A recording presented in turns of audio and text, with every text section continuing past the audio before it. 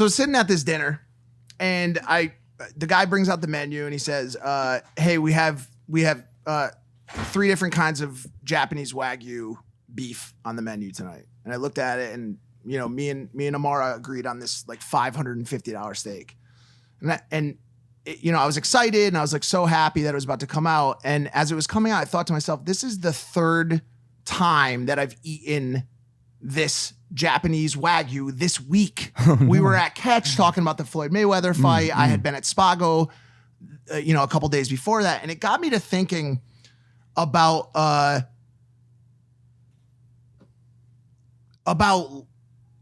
don't know where I'm going with the story. I had this planned out. I'm so sorry. I've dropped the ball completely.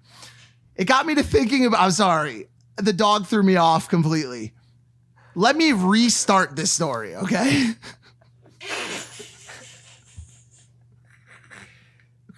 What's going on? Surely you had something. I had a brain fart. Okay. It got me to thinking about the time I spent on the come up and how excited I was about all of these different things. Steak, private jets, girls. And I was so pumped up about all of it. And now it feels like bland. Do you think that after a while, all that's left in life is like incremental increases to happiness? So for a while, you've lived in a massive house with a chef and maid service. Do you think when you get a larger house than that, it will only just represent like an incremental increase to your happiness, and you'll never feel that first big boom again that you felt when you made it? I'm gonna have you answer this because I think I was wired differently. Okay. Yeah. I actually just had this conversation with my girlfriend. I said, so this guy came up to me and we were having this deep conversation about that. And he said, write down all your blessings that you have that like makes you really happy. And I did. The guy in Arizona, right? I don't know. I don't even remember who it was. I just remember the conversation because it was deep. So basically what happened is I wrote down all my blessings, and a lot of them had to do with my new house that I just bought. Obviously a beautiful girlfriend, like my team that I have and all that stuff. And then the common sense ones, like the family and the health and all that shit. Yep. And so he goes, okay, now you can only keep 5 of them. And I was like, what the fuck? So I had to sit there and scratch out the ones that I could live without. And the ones that I cared about the most are actually the ones I came into this life with. So like my health and my family and my surroundings.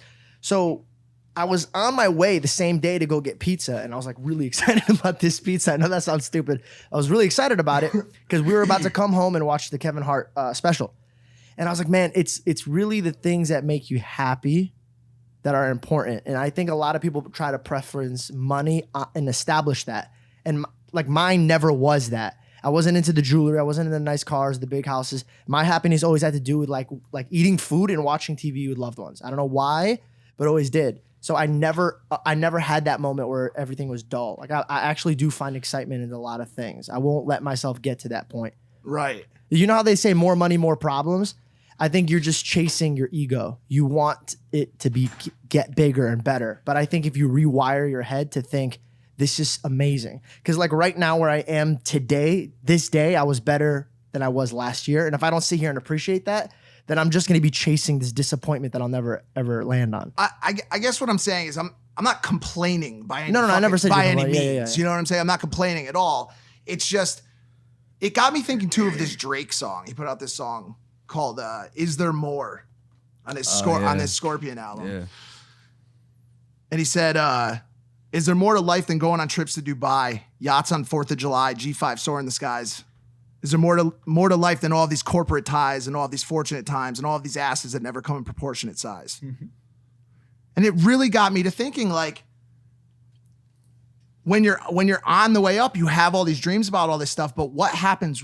I don't think you ever prepare yourself for accomplishing it and getting it. Mike. And then asking yourself the question, what now?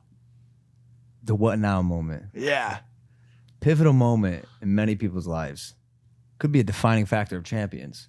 The what now moment, when you reach and finally accomplish that thing that you wanted. Right. You make it to the top of the mountain. What now? Right. You know who described this? The punter we had on oh my God. Steve Weatherford. Oh, the Giants punter that won the championship. Won the Super Bowl. Won the Super Bowl. Got back to his hotel room.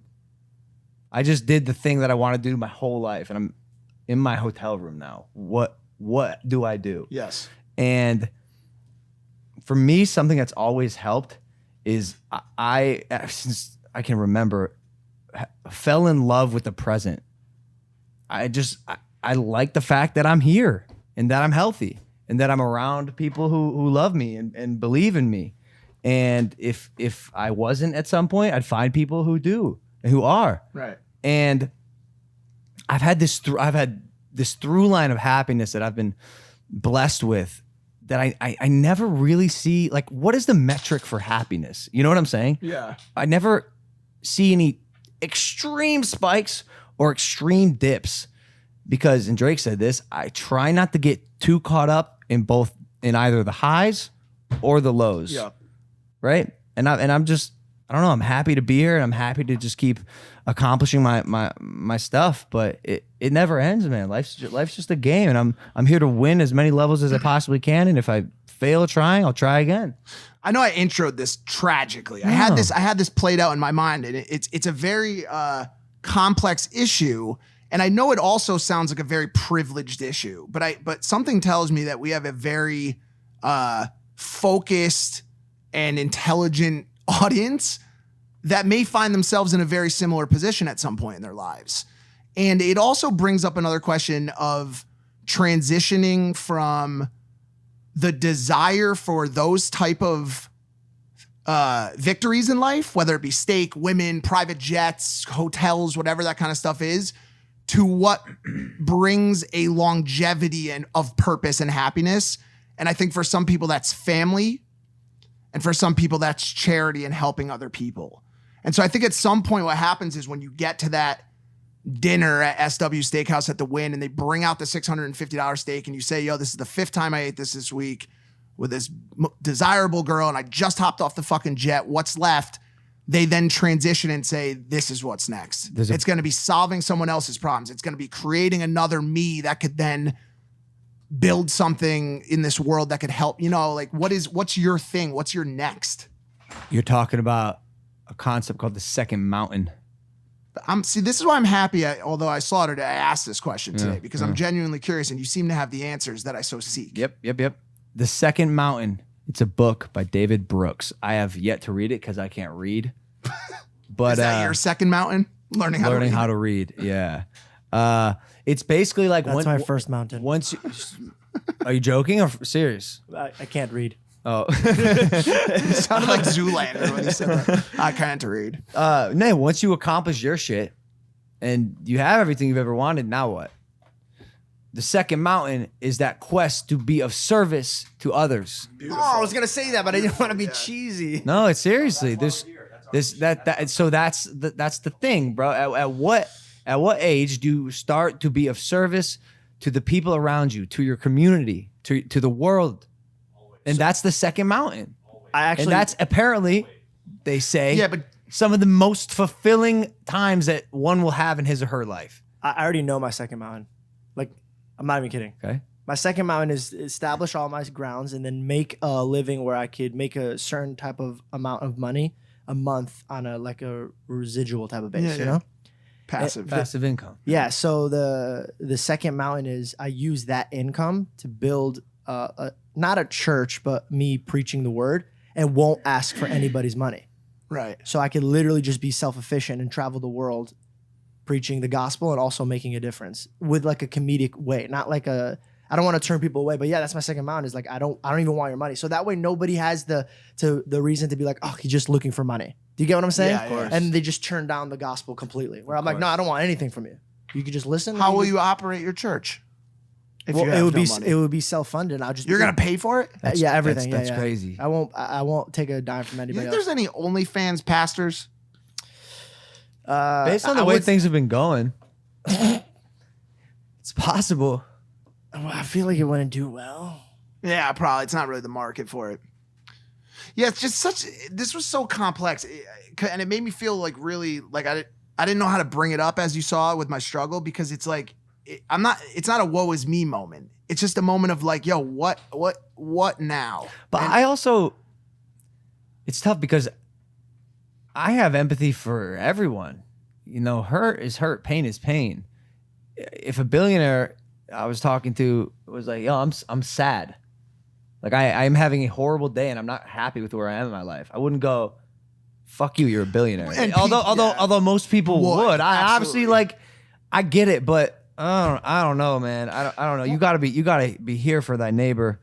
And also, I'm not in any pain, and I'm not. You know, this wasn't a moment of sadness. It was just a moment of just reflection and just asking like, what next? But to that point, to the people that always ask the billionaires like, what's so wrong with your life? Like, mental illness and mental health has no price tag. No, not at all. Whatsoever. Like that. I think that question has started to go out of style over the past couple of years, because people would always say that. Like, somebody would be sad, and people would always be like, bro, you've $1 billion, like, fuck you. It would almost anger people. Listen to this Justin Bieber lyric. His new song Lonely. It's the pre-chorus, I believe.